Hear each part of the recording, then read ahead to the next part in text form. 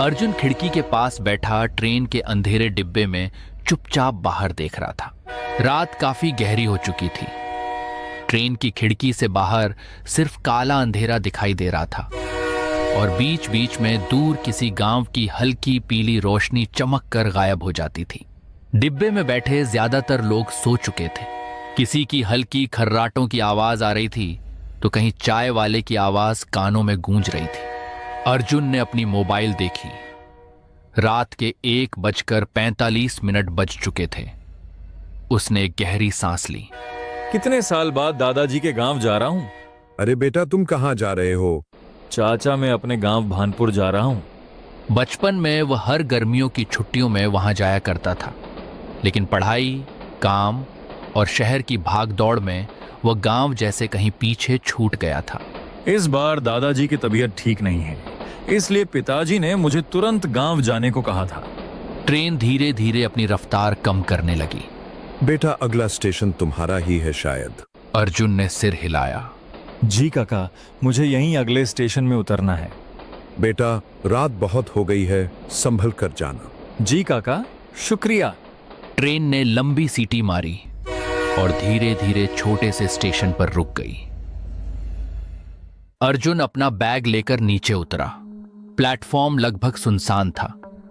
कुछ टिमटिमाती लाइटें, दूर बैठे 2-3 कुत्ते और स्टेशन मास्टर के कमरे से आती हल्की रोशनी, बस इतना ही। उसने पीछे घूम के ऊपर लगी घड़ी की ओर देखा। ठीक रात के 2 बजे थे। हवा में अजीब सी ठंडक थी।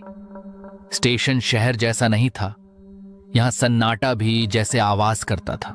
अर्जुन प्लेटफॉर्म से बाहर की ओर बढ़ा। उसे उम्मीद थी कि बाहर कोई ऑटो मिल जाएगा और वह सीधे दादाजी के गांव पहुंच जाएगा, लेकिन बाहर आकर उसका चेहरा उतर गया। पूरा स्टेशन रोड खाली पड़ा था। दूर दूर तक बस अंधेरा ही छाया हुआ था और दूर कहीं पेड़ों की सरसराहट और सड़क पर फैली पीली रोशनी दिखाई दे रही थी। अर्जुन ने इधर उधर देखा। स्टेशन के बाहर फैली सुनसान सड़क को देखकर उसके मन में हल्की बेचैनी होने लगी। इतनी रात हो गई पर स्टेशन पर एक भी ऑटो नहीं। अब गांव तक कैसे जाऊंगा? अर्जुन ने एक गहरी सांस ली और सड़क के किनारे खड़े होकर चारों तरफ देखने लगा। कितनी देर और इंतजार करूंगा? अंधेरे में रास्ता साफ दिखाई नहीं दे रही। जितनी देर यहां इंतजार करूंगा उतनी लेट होगी। इससे अच्छा मैं पैदल ही चला जाऊं। समय धीरे धीरे बीतने के साथ थकान और बढ़ रही थी। हर गुजरते मिनट के साथ सन्नाटा और गहरा होता जा रहा था। तभी थोड़ी दूर अंधेरे में उसे एक आदमी खड़ा हुआ दिखाई देता है। अंधेरा ज्यादा होने के कारण उसका चेहरा साफ दिखाई नहीं दे रहा था। वह आदमी लाल धोती कुर्ता पहने था। उसकी लंबी सफेद मूछें थीं और आंखें अंधेरे में भी अजीब तरह से चमकती सी लग रही थीं। वह बिल्कुल शांत खड़ा अर्जुन को देख रहा था। अर्जुन कुछ पल रुका, फिर धीरे धीरे उसके पास गया।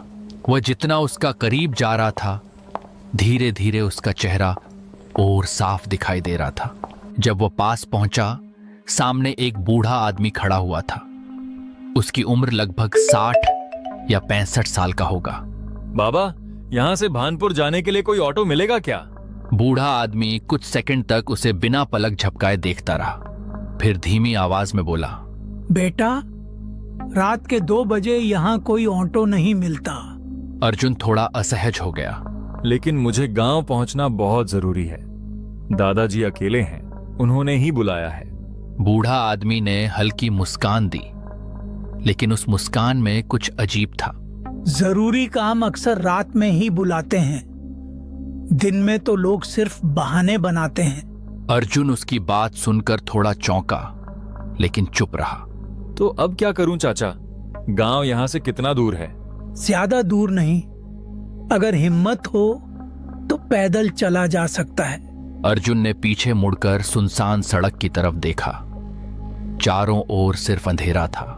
कुछ पल के लिए उसके मन में वापस स्टेशन पर रुक जाने का विचार आया, लेकिन दादाजी की घबराई हुई आवाज उसे बार बार याद आ रही थी। बेटा, जाना है तो जल्दी चलो, देर मत करो। उसने बैग को थोड़ा कसकर पकड़ा और बूढ़े आदमी की तरफ देखा। अगर पैदल जाना ही पड़े तो मुझे रास्ता बता दीजिए चाचा। बूढ़ा आदमी ने हल्का सा मुस्कान दी, जैसे वह पहले से यही जवाब सुनने का इंतजार कर रहा हो। रास्ता बताने से बेहतर है मैं खुद साथ चल देता हूँ। रात गहरी है और इस रास्ते को हर कोई नहीं समझ पाता। नहीं चाचा, आप क्यों तकलीफ करेंगे? बेहतर होगा आप मुझे रास्ता बता दीजिए। कुछ रास्ते ऐसे होते हैं बेटा, जहाँ अकेले चलना ठीक नहीं होता। उसकी आवाज में ऐसी गंभीरता थी कि अर्जुन ने आगे कुछ नहीं कहा। दोनों धीरे धीरे सुनसान सड़क पर चलने लगे। स्टेशन की हल्की रोशनी अब पीछे छूट चुकी थी। सामने सिर्फ लंबी खाली सड़क थी। अर्जुन ने कई बार पीछे मुड़कर देखा, लेकिन हर बार सिर्फ अंधेरा ही दिखाई देता। कुछ देर तक दोनों चुपचाप चलते रहे। सिर्फ कदमों की आवाज थी। चाचा, आप यहीं रहते हैं क्या? हाँ, बहुत साल पहले मैं यहीं रहता हूँ। लेकिन चाचा, मैंने आपको पहले कभी नहीं देखा। जो लोग देर से लौटते हैं वही मुझे देख पाते हैं। अर्जुन उसके जवाब को समझ नहीं पाया। उसने बात बदलने की कोशिश की। चाचा, मेरा गांव भानपुर है। दादाजी का नाम राम प्रसाद है, शायद आप जानते होंगे। बूढ़ा आदमी अचानक रुक गया। उसके कदम रुकते ही अर्जुन भी ठिठक गया। बूढ़ा आदमी ने धीरे से उसकी तरफ देखा। राम प्रसाद? जी चाचा, आप जानते हैं उन्हें? कुछ पल तक बूढ़ा आदमी चुप रहा। हवा और ठंडी लगने लगी। बहुत पुराने आदमी हैं। बहुत कुछ देखा है उन्होंने और बहुत कुछ छुपाया भी है। छुपाया? क्या मतलब? बूढ़ा आदमी फिर चलने लगा। कुछ बातें रात खुद बता देती हैं। इंसानों को बोलने की जरूरत नहीं पड़ती। अब अर्जुन के मन में बेचैनी बढ़ने लगी थी। दादाजी ने अचानक बुलाया। ये अजीब बूढ़ा आदमी और उसकी रहस्यमयी बातें, सब कुछ किसी अनजाने डर की तरफ इशारा कर रहा था। रास्ता अब और सुनसान हो गया था। दूर दूर तक कोई घर नहीं, कोई आवाज नहीं, सिर्फ हवा और कभी कभी किसी उल्लू की आवाज। चलते चलते अचानक दूर एक हल्की रोशनी दिखाई दी। अंधेरे के बीच वह पीली रोशनी किसी उम्मीद जैसी लग रही थी। चाचा, वहां वो क्या है? बूढ़ा आदमी ने बिना देखे जवाब दिया। चाय की एक पुरानी दुकान है। रात में भटके हुए लोग वहीं रुकते हैं। तुम भी चलो, चाय पीकर जाना। जैसे जैसे वो आगे बढ़े, वह जगह साफ दिखाई देने लगी। एक सुनसान मोड़ पर सड़क के किनारे टीन की छत वाली एक छोटी सी चाय की टपरी थी। बाहर एक पुरानी लालटेन टंगी हुई थी, जिसकी लौ हवा में कांप रही थी। सामने एक पुरानी लकड़ी की बेंच पर एक बूढ़ी औरत बैठी थी। उसके सफेद बाल बंधे हुए थे, चेहरे पर गहरी झुर्रियां थीं और हाथ में मिट्टी का कुल्हड़ था, जिससे वह धीरे धीरे चाय पी रही थी। बगल में एक पुरानी बेंच पर एक आदमी चुपचाप बैठा था, सिर थोड़ा झुका हुआ, हाथ आपस में जुड़े हुए और चेहरे पर अजीब सी गंभीरता। वो बिना हिले अर्जुन को देख रहा था। आओ बेटा, यही जगह है, बैठ जाओ। चाचा, ये लोग इतनी रात में यहाँ क्यों हैं? कुछ लोग रात के लिए जागते नहीं, रात उनका इंतजार करती है। अर्जुन बहुत थका हुआ था और आकर बेंच पर बैठ गया। अरे अर्जुन, देर हो गई। रास्ता ढूंढने में परेशानी हुई क्या? अर्जुन एक पल के लिए ठिठक गया। आप मुझे जानते हैं? इस रास्ते से जो भी आता है उसकी खबर पहले ही मिल जाती है।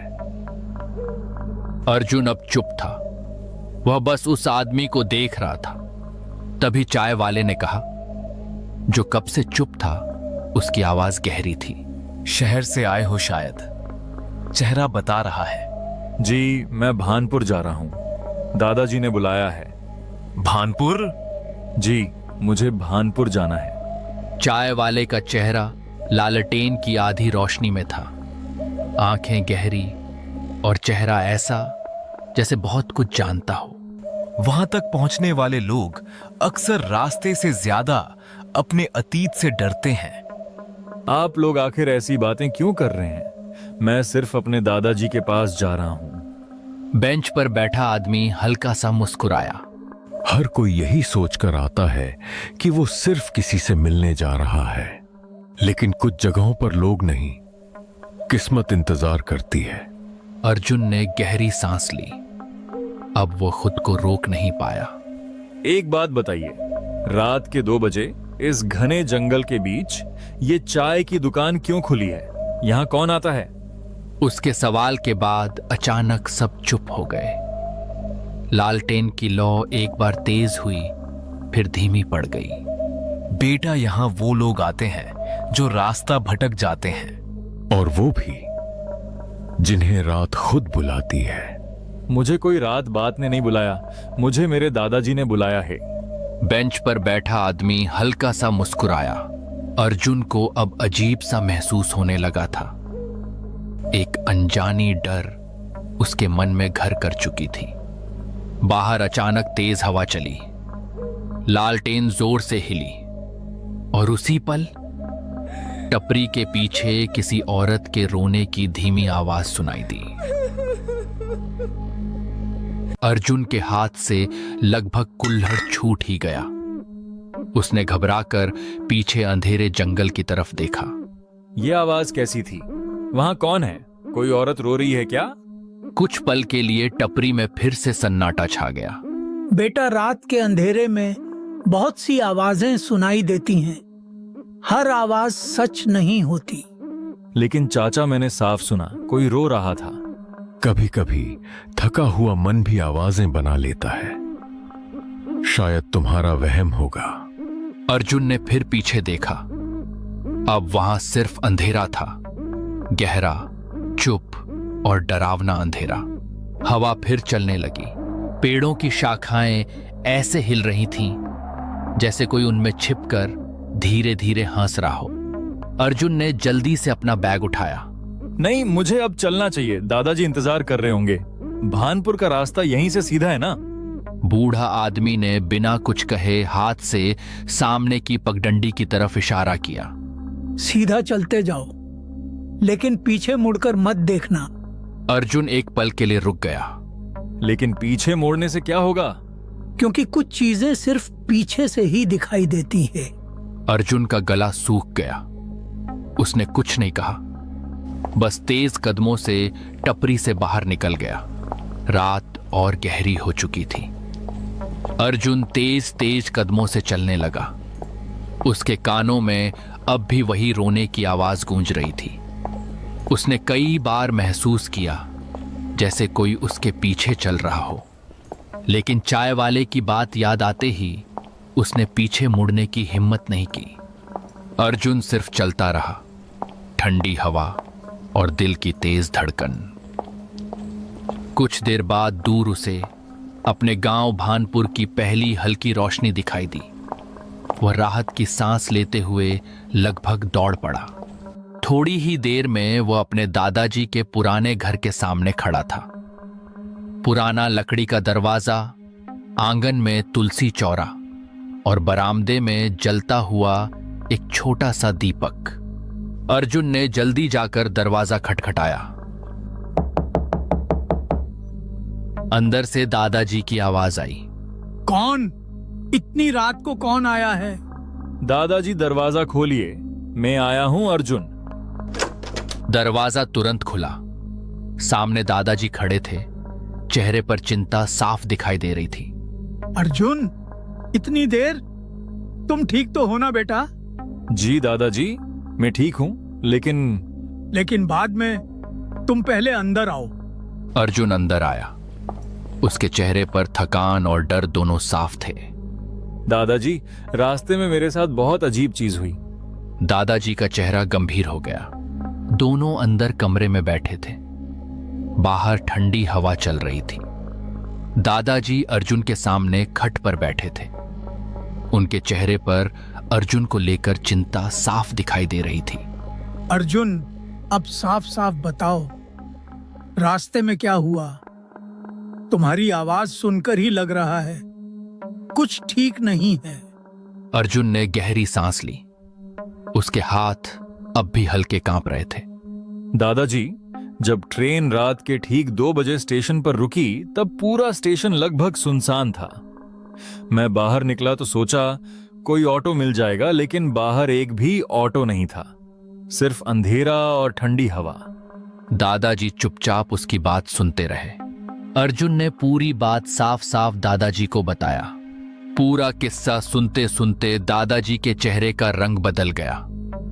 उनकी आंखों में साफ डर दिखाई देने लगा। कुछ देर तक वे बिल्कुल चुप बैठे रहे।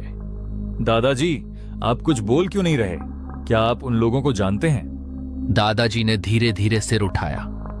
उनकी आवाज भारी हो चुकी थी। अर्जुन, उस रास्ते पर रात के बाद कोई नहीं जाता। लेकिन दादाजी, मैं तो उसी रास्ते से आया था। दादाजी ने तुरंत उसकी बात काट दी और सीधा खिड़की के पास चले गए। कुछ देर वो खिड़की के बाहर घने अंधेरे की तरफ देखते रहे। फिर उन्होंने धीरे से अर्जुन की तरफ देखा। अर्जुन, अभी रात बहुत हो चुकी है बेटा, और तुम काफी थक गए हो। अर्जुन चुपचाप उन्हें देखता रहा। इतनी लंबी यात्रा, फिर वो सुनसान रास्ता। जो भी हुआ उसके बारे में सुबह आराम से बात करेंगे। अभी तुम थोड़ा आराम कर लो। अर्जुन ने धीरे से सिर हिलाया, लेकिन उसके चेहरे पर अब भी डर साफ दिखाई दे रहा था। दादाजी, पता नहीं क्यों मुझे अब भी ऐसा लग रहा है जैसे कोई मेरा पीछा करते हुए यहां तक आया हो। अर्जुन, डर की वजह से ऐसा महसूस होता है। तुम ज्यादा मत सोचो। तुम अब जाकर सो जाओ। ठीक है दादाजी। अर्जुन ने अपना बैग नीचे रखा और बिस्तर पर लेट गया। लेकिन जैसे ही उसने आंखें बंद की, उसके दिमाग में फिर वही दृश्य आने लगे। सुनसान रास्ता, टिमटिमाती लालटेन और बेंच पर बैठा वो आदमी जो बिना पलक झपकाए उसे घूर रहा था। अर्जुन जल्दी ही बिस्तर से उठ गया। उसकी चेहरा देखकर लगता मानो उसका दिमाग किसी अनजानी डर से घिरा हुआ हो। उसने गहरी सांस ली और खुद को समझाने की कोशिश की। शायद मैं जरूरत से ज्यादा सोच रहा हूं। बाहर हवा की आवाज और तेज हो गई थी। थकान इतनी ज्यादा थी कि कुछ ही देर बाद उसकी आंखें भारी होने लगीं। धीरे धीरे वो बिस्तर पर लेट गया और कुछ ही मिनटों में अर्जुन गहरी नींद में सो गया। दिन भर वह दादाजी के साथ घर के छोटे मोटे कामों में लगा रहा। कभी आंगन में बैठकर बातें करता, कभी पुराने दिनों को याद करता। लेकिन उसके मन में एक और बात बार बार आ रही थी। मुकेश। काका के घर जा रहा हूं कहकर अर्जुन मुकेश की घर के और निकल पड़ा, क्योंकि उसे पता था अगर दादाजी जानेंगे कि वो मुकेश की घर जा रहा है तो उसे जाने के लिए मना करेंगे। क्योंकि कुछ साल पहले मुकेश की घर और अर्जुन के घर में कुछ कारण की वजह से बातचीत नहीं होती थी। मुकेश उसका बचपन का सबसे अच्छा दोस्त था। दोनों ने साथ खेलते हुए, साथ स्कूल जाते हुए और गांव की गलियों में घूमते हुए अपना बचपन बिताया था। कई साल हो चुके थे उन्हें आमने सामने मिले हुए। अर्जुन ने सोचा था कि वह दोपहर में ही मुकेश से मिलने चला जाएगा, लेकिन दिन भर कुछ जरूरी कामों में समय निकल गया। देखते देखते शाम होने लगी। आसमान में सूरज धीरे धीरे ढल चुका था। चारों तरफ शाम की अंधेरा छाई हुई थी। चलते चलते अर्जुन को पुराने दिन याद आने लगे। उसे याद आया कैसे वह और मुकेश बरसात में खेतों में दौड़ा करते थे, कैसे दोनों नदी के किनारे घंटों बैठे रहते थे। कितनी बार दोनों ने मिलकर गांव वालों की डांट भी खाई थी और फिर हंसते हुए भाग गए थे। उन यादों को सोचकर अर्जुन के चेहरे पर हल्की मुस्कान आ गई।